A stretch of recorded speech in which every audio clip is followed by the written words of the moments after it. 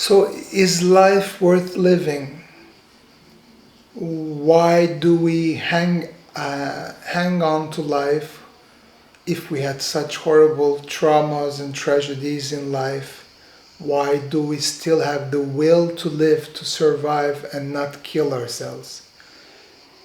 Because a dog or a cat is not able to kill themselves, right? Have you ever seen a dog commit suicide or a cat commit suicide, saying like, you know what, this life sucks, I'm just gonna jump off the roof of a building and just end it? Animals don't do that except for humans. We are the only species who have the ability to kill themselves, right? Isn't that like magical and unbelievable in and of itself? Like, why are we the only ones who are able to commit suicide, right? I wish I could talk to Anthony Bourdain, to Alexander McQueen, to Robin Williams, to all these people that I admired and who chose to kill themselves. I wish I could spend 1 hour with each one of them before they killed themselves and ask them why. And I also wish I could go to the place where they go to, where we all go to after we're dead, and then talk to them like, are you happy that you killed yourself? Do you regret or do you not regret your decision? That would be interesting, wouldn't it? As for me personally, what is, after my mother is gone, what would be the thing that would hold me in life? I guess if I could just listen to my voice, the inner voice, even though I never created anything, like I did some painting, I wrote some songs and poems for myself, but nothing that I could really share with the world. But I was happy when I was painting. I was happy when I was writing songs, when I was singing. In Colorado, I sang for a little while in a little tiny amateur group. First they hired me as a singer, similar to the Crow, Counting Crows, those kind of songs. And then when they saw that I could write lyrics, they were so happy with it. But I got bored of every single thing I did. In Turkish we say maymun iştahlı, monkey appetite, which means because the monkeys, I guess, they just try something and get bored of it quickly and then try something else. I was watching Peter McKinnon's video. He said he's like that too. So that's interesting. But I get bored of things so easily, so quickly. So I tried sculpture for a while, got bored. I tried painting for a while, got bored. I was always close to creativity. That's where I studied at Parsons School of Design. But even there, I still studied design marketing because I figured at least I need to learn some sort of management, some sort of business related topics, because that's how you make money in life. I never thought you could make money with being a creative guy. And this is something that came from my father, God bless his soul, who always told me you can never make money by creating, that creators are always hungry, are always poor, they're homeless. So even if you study in a design school, you might as well learn some marketing and management as well. So I studied design marketing and design management, which means I never learned one skill. If I had studied fashion design, I would be a fashion designer. If I studied graphic design, I would be a graphic designer. But I just became this guy who knows just a little bit of everything, but nothing really a lot, one single topic. So then, my life has been just me letting go and just like life deciding where I'm gonna work. I applied to a few jobs, and started working like that. And I don't know. I mean, now that I'm 50, I'm just deciding at this point of my life, why would I still be living? Why not giving up on life? Because I saw people are scammers. They're hurting people. They're not to be trusted. Um, but what would give me pleasure, since I cannot kill myself until my mother is gone? Uh, Aside from taking care of my mom, what gives me pleasure in life? For example, Netflix does. I've always watched movies, always loved watching movies. Um, Hulu does, Apple TV does, Amazon Video does. I mean, watching movies and shows, that's what gives me pleasure in life. Recently, I discovered YouTube, watching YouTube creators. I like that. Uh, I discovered watching YouTube homeless people who live in their cars. So I tell myself, even if I have no money left, I could always try to sell this house. At least I have one house over my roof, right? Even if it's a country house and maybe it's not worth that much, but still. And then maybe I could live in my car. I would love to, travel more with my 2004 Toyota Land Cruiser. This was a dream car for me, which I saw in Colorado and I always wanted to have. Yes, it burns a lot of gas. Yes, it's very expensive to fill its gas requirements and to keep its maintenance because it's an old car. I think in a year or two it will create really expensive problems because a lot of the parts will have to be changed from bottom up. But I don't know. I mean, I could, decrease my life, sell some of the antiques, even if they won't be able to be worth that much money. I don't know.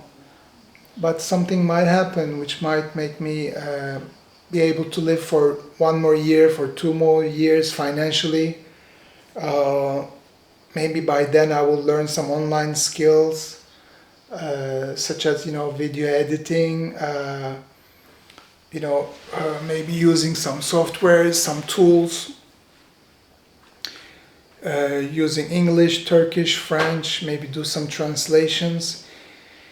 Maybe I can be a moderator for companies which do like Zoom meetings and Zoom education. I can try to moderate the people that come to the education, prepare some PowerPoint presentations, those kind of things that I could do. And little by little, $50 here, $100 there, maybe I could make some income, right? I think learning to do that could give me some of the self trust and self confidence that I lost after being scammed over and over and really losing so much, and and I just, after my mother's health got so bad, after she had her open heart surgery and really her health began to go down, I got so mad to doctors who couldn't do a better job. I got so mad to God. I'm sorry to admit it, but to God for not keeping my mother healthier, where now she can barely hear what I'm telling her.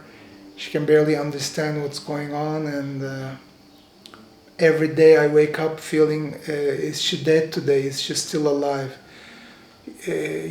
God, God, I know you're out there, but you must know how hard it is for people who love their mother and father and see them in such horrible state of health, who die with them every single day. But dying is not easy, and you become like a suffering old child. Life is so hard for the elderly. You become like a baby. You know, you can't hold your pee. When you eat something, it's bad for you, so you have diarrhea all the time. You take so many medications that you confuse with which medications to take when, for your blood pressure, for your sugar, diabetes, and all these things, and you become like a sick baby at the age of 80. Why do you make humans suffer through this? Why can't we just not all die at 65? That way we will all know that we will all die at 65, and our health would not be so bad at 65, and that we would enjoy life to the fullest until 65 when we all die. Why? There must be a reason, but I don't know. My small mind cannot comprehend it. And I'm sorry, God, for questioning your wisdom and your ways, but I'm sorry. Seeing my mother so helpless, seeing her like a baby, like an old baby in diapers, it just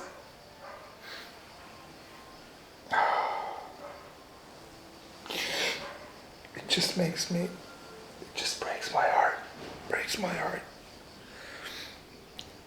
So then I tell myself, you're so stupid.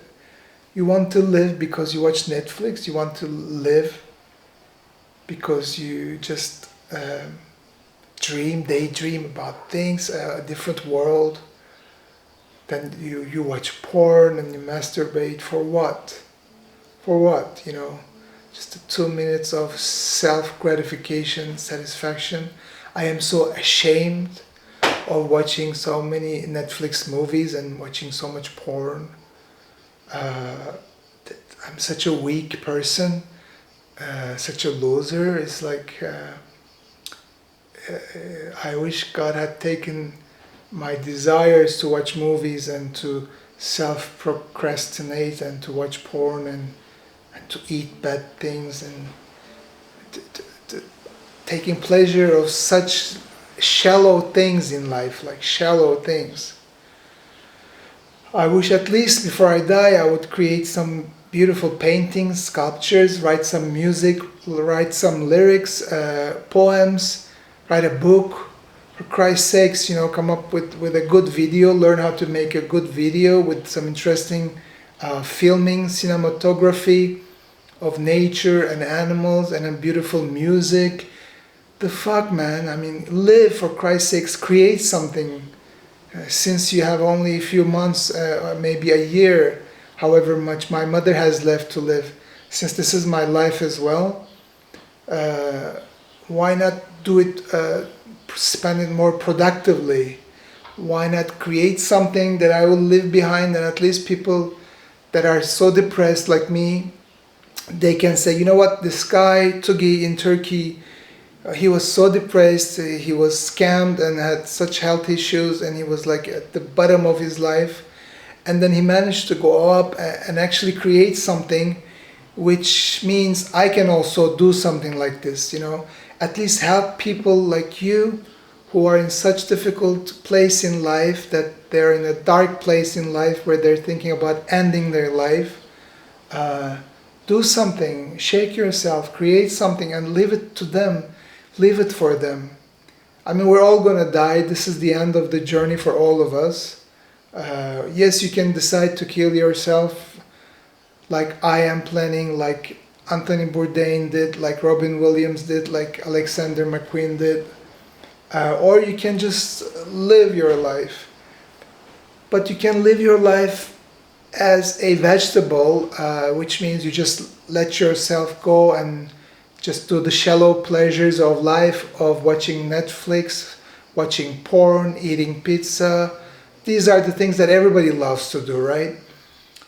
Or you can decide to be more creative, more productive in your own niche, in your own desires, whatever you want to produce.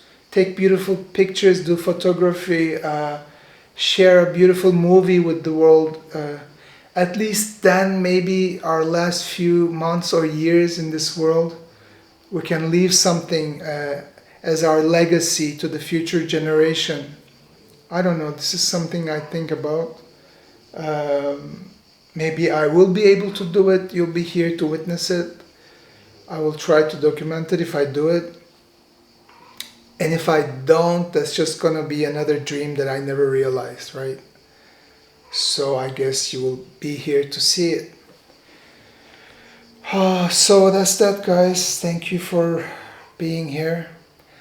Thank you for your love and support. I love you, and I wish you can survive your traumas and get over them. Maybe one day I will too, I don't know. But I hope you can relate to this, and thank you, and hope I will be helpful to you in the future. I will see you when I see you. Bye.